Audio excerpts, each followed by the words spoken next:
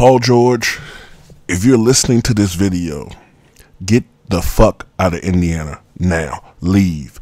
Go somewhere where your prodigious basketball talents, and they are rather prodigious, can be appreciated on a much larger scale. Get the fuck out of that small market Hicksville fucking team, that piece of shit, garbage motherfucking team, the Indiana fucking Pacers.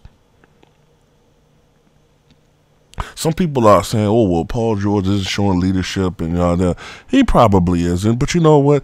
I think Paul George is already mentally fucking quit on this team. He's quit. He's seeing how his team is basically just totally choking away this series. It's over now. The series is over.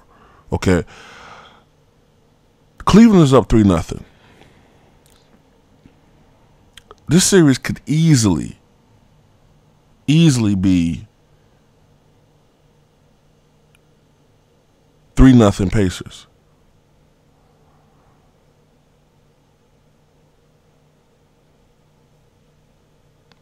But a missed shot in game one, the breaks, whatever, in game two, a couple of missed shots here, a couple of made shots for the Pacers. But this should have been a win for the Pacers. This should be a 2-1 series right now. I have never, in my 27 years of watching NBA basketball, have I ever seen a team choke away a halftime lead like that. Ever. Never. How in the fuck are you up 74-49 and you choke away a lead like that? You have to anticipate adjustments from your opponent. You have to always game plan for these things. Cleveland wasn't really getting anything done with their traditional lineup, so they went Golden State. They had James pretty much essentially play point guard and surrounded him with shooters. And I watched Indiana basically fall for the okie-doke every fucking time. You knew what LeBron James was doing every time. And you would see Deron Williams wide open. Like, I understand on defense you have to help. LeBron James had a tremendous night. I understand that. But you cannot lose take or lose possession. Not lose possession, but you cannot lose your man. You have to keep an eye on where he is. And I'm watching the Pacers, and I'm like, what are you doing defensively? You know what this guy's going to do. LeBron James is trying to lure in the double team so he can kick out to his open shooters. You know this. Don't you know that's what he's doing?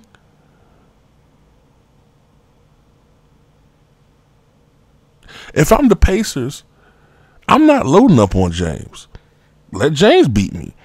Because I like my odds. I'd rather have James score 55 points. Let them score 50. Shit, let them break Michael Jordan's scoring record. But I'm not letting these shooters kill me. And that's exactly what they did in the second half.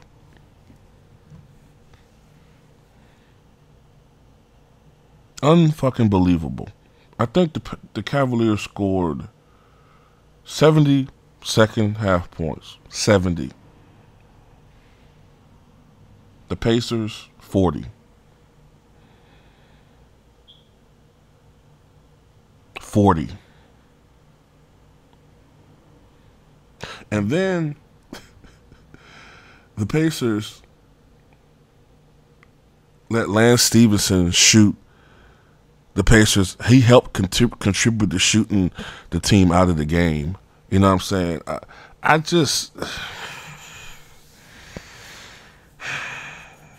don't know, man. Shout out to Cleveland. Shout out to their coaching staff, because they severely outcoached Nate McMillan in the second half of that ball game. I'm just stunned that a NBA professional team blew a 26-point lead. The greatest collapse in playoff history.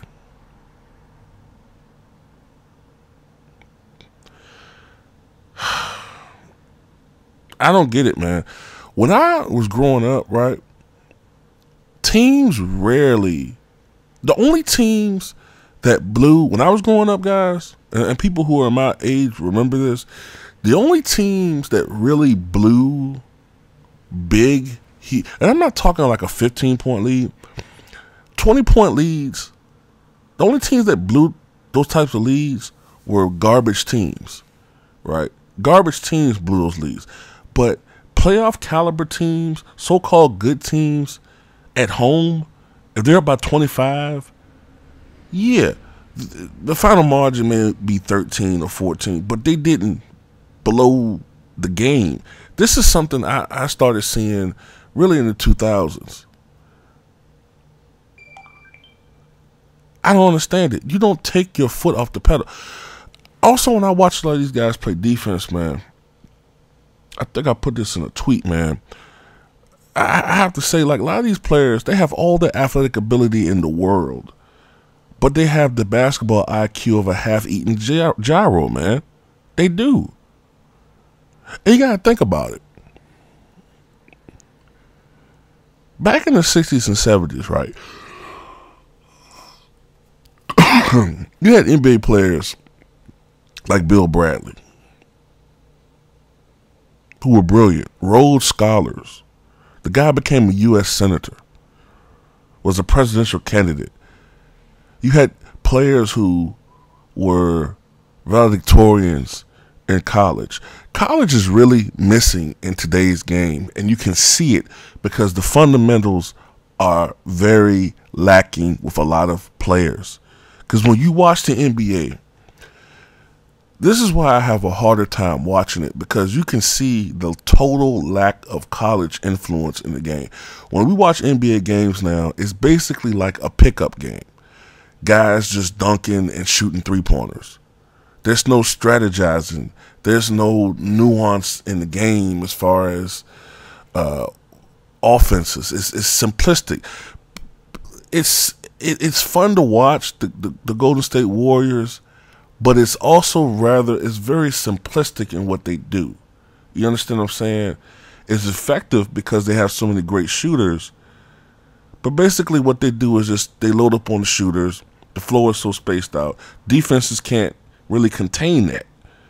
And it's just a shoot around. It's fun if you're a Warriors fan, but small ball kind of is killing the NBA, man. It's effective, as we've seen here tonight. It is effective, but it's, I don't know, man. If you grew up, like, watching the centers and power forwards dominate the NBA, those days are long gone. And this is the day and age of the point guard. And that's just the reality that we live in, man. But that's no excuse, man. Paul George had a tremendous game, 36 points, 15 rebounds, 9 assists. Too bad he didn't get any fucking help from anybody.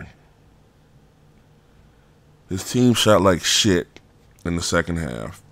I think they were 4 of 20 or 4 of 20 something shooting the back. I mean, it was just for a stretch. It was just absolutely horrific the way they shot the basketball in the second half. I know they went a stretch where they went 4 of like 20 or something like that. LeBron James was magnificent. 41 points, 13 rebounds, 12 assists. Kyrie Irving had 13 points. But that's because he didn't play much in the second half because of the lineup change. Kevin Love, 13.6 rebounds. Of course, his numbers were depreciated because of the lineup change in the second half. Tristan Thompson, 9 points, 10 rebounds. J.R. Smith, 13 points. Kyle Korver, 12. Shannon Fry, 13. Deron Williams with 5. And the Cleveland Cavaliers now have a 3-0 lead. This series is over. I hope Indiana gets blown the fuck out again. I hate when teams absolutely lay an egg like that. They deserve to lose. Chris Paul doesn't deserve this. I hope Chris Paul leaves that team, and I hope he goes to my Bulls. You know what I'm saying? Like, I know he's gone. He has to be gone. I know he's gone. And you can see it. Like, he's not showing leadership right now because Paul George is probably mentally checked out. He's probably done. He's tired of going through this shit. Paul George should be a household name right now. He's an exceptional small forward. He's probably he's a top 3 or 4 small forward in the league. Definitely. And he should be a household name, and he's not. Okay, the Pacers haven't been shit since Reggie Miller retired, and they've had all these pretender to the throne teams that always get just destroyed by LeBron James every fucking year, and I know he's tired of it. Okay, so good riddance to the Pacers. Okay, they're not going to win this series. I really don't even want them to win Game 4. Just get the fuck out the playoffs. Get the fuck out the playoffs, and don't waste our time, okay? Because you don't put any effort out there like that. That second half was an absolute disgrace. Absolute fucking disgrace, man. How the fuck do you play that well in the first half, and in the second half you play like shit, and you play stupid, fucking, idiotic, fucking varsity fucking defense? Fuck out of here, man. Get the fuck out the playoffs.